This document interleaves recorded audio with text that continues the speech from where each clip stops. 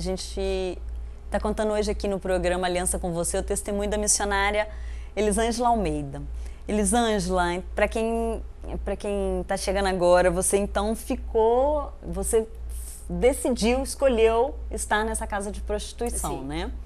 E era uma festa, digamos assim, era uma vida divertida. Era uma vida divertida, uma coisa que eu não tinha.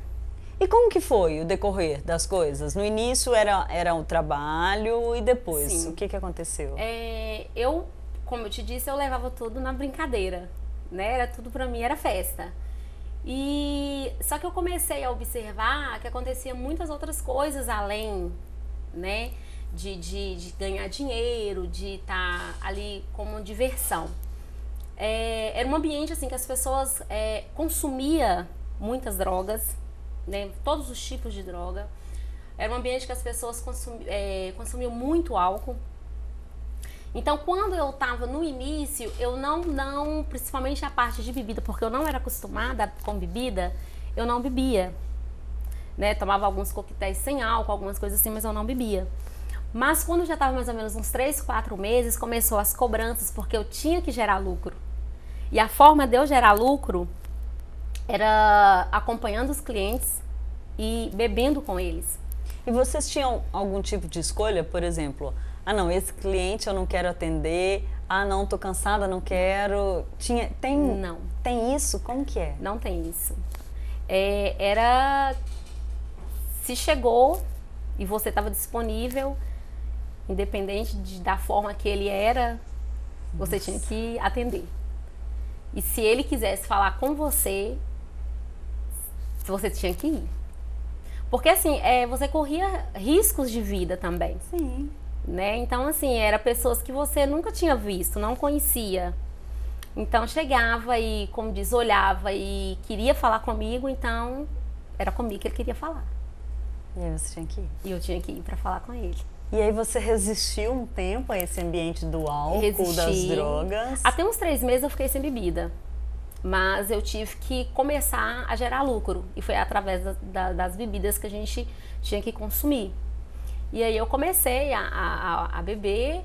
E no início, assim, era 1, 2 doses por noite.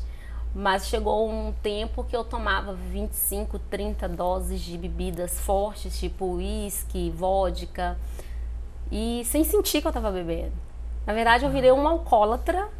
E você conseguia tomar essa quantidade tão grande de bebida e ainda produzir, trabalhar? Conseguia. Era uma coisa assim que hoje nem eu mesma entendo, né, como que acontecia. Mas todas nós que morávamos lá conseguíamos fazer.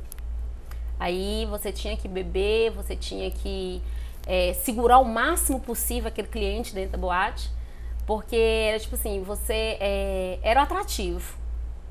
Então, se você era o atrativo, você tinha que atrair de alguma forma para eles ficarem lá dentro. Porque muitos chegavam, entravam, olhavam e iam embora. Mas a garantia de lucro para o dono era os que chegavam e ficavam, né? Uhum. Então, eu tinha que fazer para ele ficar lá. E você parou na bebida? Não. Aí, quando eu já estava mais ou menos com 1 ano, que eu estava morando lá, todo mundo ficava me chamando de careta. Né? Ah, você é careta, você não é isso. Porque, por mais que eu estava ali dentro, eu via que em mim tinha algo diferente. Eu não conseguia me envolver tanto da forma que eu via as outras meninas se envolvendo. E chegou com 1 ano que eu estava lá, eu experimentei a maconha pela primeira vez. E ali foi uma sensação assim, uma sensação nova que eu nunca tinha experimentado e que eu gostei daquilo. E comecei a usar. Então assim, não era uma vez ou outra, era todos os dias. Aquilo ali passou a fazer parte da minha vida, né? Era todos os dias eu consumia álcool, cigarro, drogas. Cigarro eu fumava uns 4 maços de cigarro por dia, entrava à noite, eram uns com 14, 15 anos. 14, 15 anos. E eu achava que aquilo ali pra mim era uma vida maravilhosa, né? Uma vida boa. E aí quando eu me dei por mim, eu já estava envolvida com todos os tipos de droga. Eu já estava usando todas as drogas, né? Eu comecei com o álcool, Passei para o cigarro, logo em seguida eu já estava usando maconha, passei a usar cocaína, tive 2 princípios de overdose, né, por causa da droga, e o último estágio eu entrei para o crack, né, foi o último estágio que eu experimentei. Quando você chegou ao crack, porque a droga, ela te suga muito, né, então fisicamente tem efeitos, sim, moralmente, tudo, né? Quando você chegou no crack, ainda era uma vida legal? Não. O que mudou? Tudo tinha mudado. A verdade é essa, tudo tinha mudado. Aquela menina ali nova, bonita, que, como diz, atraía os homens, já não gerava mais lucro nenhum. Os 2, 3 mil por semana iniciais? Nada. Então, assim, o que eu fazia era mesmo pro consumo da droga. Então, quando eu tinha algum programa, alguma coisa, já tinha alguém esperando lá fora para estar indo buscar a droga para ser consumida. Então, assim, eu tinha dinheiro para tudo no início, que eu queria, mas quando chegou no final, praticamente, eu já não tinha mais, né? E assim... E isso foi em que intervalo de tempo? Quanto tempo demorou da vida legal até essa nova realidade? Foi mais ou menos uns 3 anos. 3 anos, né? Que eu descobri assim, nossa... Porque quem usa... Na verdade, o usuário de droga é assim, quem usa... As pessoas que não usa, acha que é ser vergonhice, que não larga porque não quer, porque existe clínicas para né, dependentes químicos. E no final, quem realmente já usou, hoje eu entendo, quando eu vejo algum usuário, eu entendo o que ele está passando. Porque você não larga, não é porque você não quer. É porque o vício, ele é maior do que a sua força. Então, força a pessoa até tem, mas não tem, não sai daquela vida. E a prostituição, ela, da mesma forma, ela é um vício. Tem pessoas que saem da prostituição e voltam. Já tive várias colegas minhas que saíram, mas voltaram de novo. Então, se torna um vício na sua vida. E com 3 anos que eu estava lá, eu já estava totalmente viciada. E aí, qual era a diferença? Que agora não estava mais legal. Como que você se sentia? O que você sentia? Uma coisa que me machucava muito era quando eu saía na rua. Porque enquanto eu estava ali dentro, eu estava num mundo que todo mundo estava no mesmo mundo que o meu. Mas quando você sai na rua e as pessoas começam a te olhar com um olhar de preconceito, ele olha para você não como um ser humano, mas ele começa a olhar para você como prostituta, como um drogado, isso machuca muito a gente. Hoje eu vejo as pessoas, eu não sei, eu falo que eu amo demais as pessoas. Porque era esse amor que eu gostaria de ter sentido.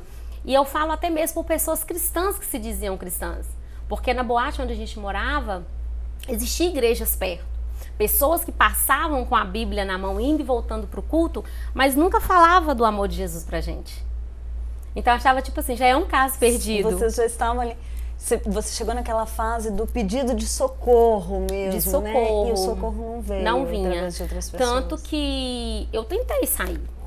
Eu voltei para minha cidade, fiquei lá 15 dias, mas eu não consegui. Porque eu já era uma dependente química. Então eu não consegui ficar lá. Então com 15 dias eu voltei para Sete Lagoas de novo. E voltou direto para lá. E voltei direto, porque para mim a minha referência era lá. A minha casa era lá. E aí, com 15 dias, eu voltei para Sete Lagoas. Continuei na mesma vida que eu tinha, sem mudar. Só aumentava o consumo a cada dia mais. E aí, nessa época que o consumo de drogas aumentou, que todas essas coisas aconteceram, começou a pesar também o lado... O emocional mesmo, o de ver que aquilo ali não era pra você, de se sentir diferente mesmo. Não, totalmente. Quando você começa a cair na real o que você tá fazendo ali, é como se você estiver num poço e você olha pra cima e não tem quem te socorre. Era da forma que eu me sentia. Vontade eu tinha, né? As pessoas que chegavam lá, vários clientes que chegavam, eles olhavam pra mim e falavam assim, você é diferente. Eles não sabiam explicar qual que era a diferença, mas eles falavam que era diferente. Na forma de tratar, na forma de conversar, eu não visava tão somente o dinheiro. Eu preciso de dinheiro, eu preciso de dinheiro. Era uma espécie de psicóloga, né? Eu acabava me comovendo com as histórias, as pessoas contavam. Então, assim, chegou a época que eu queria socorro, mas não tinha socorro de ninguém. E aí eu não podia voltar, eu poderia voltar para casa dos meus pais, mas eu ia fazer o que lá? Eu não tinha nada para fazer, assim, eu pensava comigo, eu vou voltar para quê? Eu não tenho nada para fazer lá. E a força mesmo para sair disso tudo? Porque eu imagino que deve ser difícil. Muito ter difícil. Força, conseguir sair. Foi muito difícil. Eu falo que para a pessoa recuperar hoje, pode ir para a clínica, pode fazer o que for, mas se não for Jesus Cristo na nossa vida, a nossa história não é transformada, não é mudada. Eu sempre falo isso. E no ano de 96, logo quando eu cheguei na boate, eu conheci um rapaz nessa boate, que foi um cliente também. Eu vi ele uma vez só. E aí, ele não queria ficar lá na boate, porque a gente tinha a opção de ficar lá ou ir para um hotel ou ir para outro lugar. E ele preferiu ir para outro lugar. E eu me lembro como hoje que eu encontrei com algumas pessoas, né, do ciclo que eu vivia. E eu acho que eu tinha tanta vontade de ter um namorado que eu apresentei ele como meu namorado. E na hora eu falei assim, esse aqui é meu namorado. E ele não me desmentiu. E as pessoas sabiam que não você era uma garota de programa. Que eu era uma garota de programa. Mas todas, no final, todas tinham alguém, um certo namorado que terminava o trabalho. E aí eles iam pra lá. E ficava, né? Ficava lá com as meninas. Então era um certo namorado. E aí, nós vamos dar mais uma paradinha para mais um intervalo rapidinho e a gente volta, Elisângela, para a gente saber o final dessa história. Que aí você saiu com esse rapaz e foi aí que começou a mudança? Aí começou a mudança. Então a gente volta daqui a pouquinho para saber o final dessa história.